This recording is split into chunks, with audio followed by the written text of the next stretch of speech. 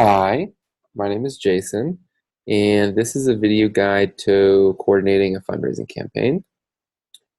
The goals of a fundraising campaign are to, number one, develop the leadership of the people working on the campaign, particularly fundraisers, to build relationships, not only with the people doing the fundraiser, but with donors, and to raise money. So all of these things equate to one thing, and that is power. Strong leaders, relationships with donors, and money um, equate to organized people and organized money, and that means power. So that's what this is all about. And I'm going to go through three different sections. The first section is pre-fundraising, which includes writing a plan, propositioning leaders, training the leaders, and the second section is fundraising. So coordinating fundraising, holding leaders accountable, and offering resources and support. And then the final section is post-fundraising, and that includes debriefing the campaign and doing follow-up on the fundraising. So the first step is to write a plan. Your plan should be clear and succinct, a plan for the fundraising campaign.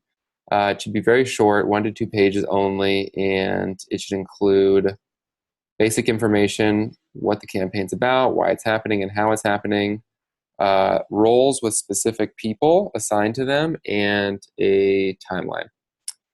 So I have a sample plan from a fundraising campaign I did here.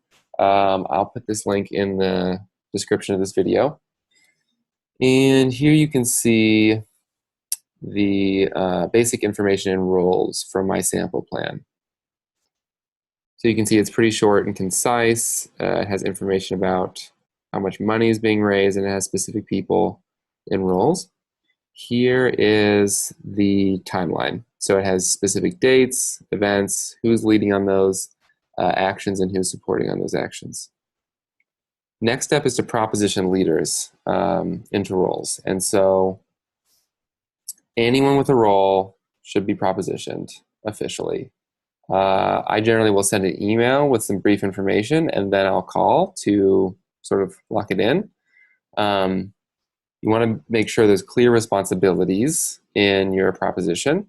Best to kind of write it out. Write these out in a proposal and include a concrete time commitment that you're asking people to commit to, and also include benefits that the people get out of it.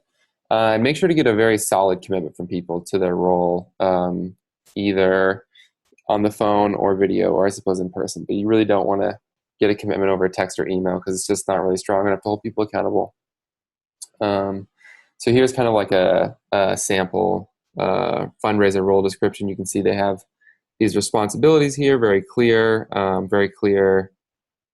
time commitment at the bottom, and then some clear benefits here. So that's that. The next step is to train the leaders on how to fundraise. And so if you're doing a fundraising campaign with people in your local area, it's best to do it in person, but likely you're not. And so if you're doing an online training, it's best to just keep it short. I've done 2-hour trainings and they're really boring. So an hour is good. An hour and a half, I would say max.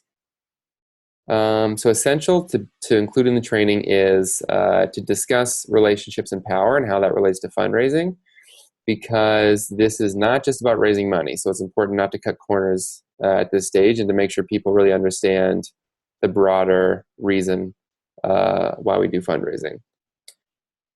And also include making sure that people are actually making lists in the training of people they're going to ask, because if they don't, you're going to have to do that later anyway. So it's kind of just best to make sure people do it in the training. And you can also kind of push people to commit to calling all those people in the training, which can be good for tension. So yeah, optional to include is exploring feelings about money. This can just be kind of good to once you kind of like get your feelings and your fears out in the open, they become less scary to face. Dispelling some myths about money. There's a lot of myths about money and giving that can get in people's way of asking people for money. And you could practice making fundraising asks in a training. That can be good too. I have here a sample training curriculum, which includes all the stuff above. And well, it actually doesn't include a section on practicing asks, but it includes everything else. And I'll put that in the description of this video. So now we're into the second phase, which is actually coordinating the fundraising campaign, coordinating fundraising. So basically what you're doing is you're walking all the fundraisers through the whole fundraising process step by step. So moving people from having their list, then they need to be sending emails, they need to be calling people, they need to be making follow-up calls, they need to be sending thank you cards, etc.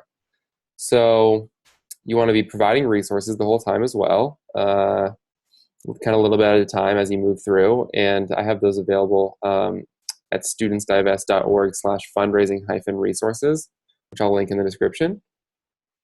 You want to make yourself available for support. So it's good to always say, when you're reaching out to people, emailing people, that they can reach out to you if they need help, if they're stuck or whatever.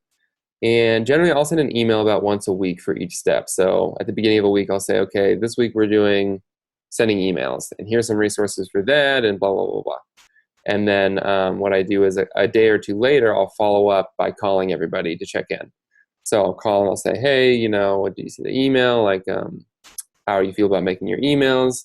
And I'll generally, even though people have already committed to their role, what I'll do is I'll have little commitments throughout the way. So when I'm calling people, I'll say, hey, can you commit to doing your emails by Friday? And I'll get them to do that, and that way it's easier for me to hold them accountable. And so it's good to keep a accountability list. I'll have a little spreadsheet with all the people in it, and just kind of rows with, emails, calls, second round of calls, etc. So I can put, when they make a commitment, I can put a date in there, so I know when they committed to and just keep track of it. And when people have done it, I can check it off or whatever, just so I know where everyone's at, because it's a lot to coordinate. So here is a sample sort of email that I've sent out. So this is kind of right at the beginning of a fundraising campaign, and I'm basically saying, okay, you should have your list done, and you should be doing emails this week. Here's a spreadsheet to put your list in. Here's a video that can help you make your list. Here's a worksheet. If you're writing emails, here's a sample email. So that kind of stuff is good. So after that's all done, and that'll take 3-4 weeks of doing that, you want to make sure to debrief the whole campaign with people, because everything that's worth doing is worth evaluating. So you want to bring everyone together and have an evaluation. And I generally do a 4-part evaluation that includes a feeling word, roles, debriefing roles and getting feedback, and exploring some tensions, letting people just name some, actually not really exploring, just letting people name them, not really responding to them. And then ending with kind of a political learning, like a little takeaway for the whole experience. So I'm not going to really get into this, but I have the 4-part evaluation document here. If you want to use that, I'll put the link in the description. There's different ways to do evaluations and debriefs. This is just one way I do. So then you want to make sure that everyone's doing follow-up after the fundraising is kind of over. So everyone should send a physical thank you cards to all of their donors. This is very important. And people should send a donor report email. So just kind of like an email, maybe with some pictures that kind of just shares how whatever the fundraising was for, how that went.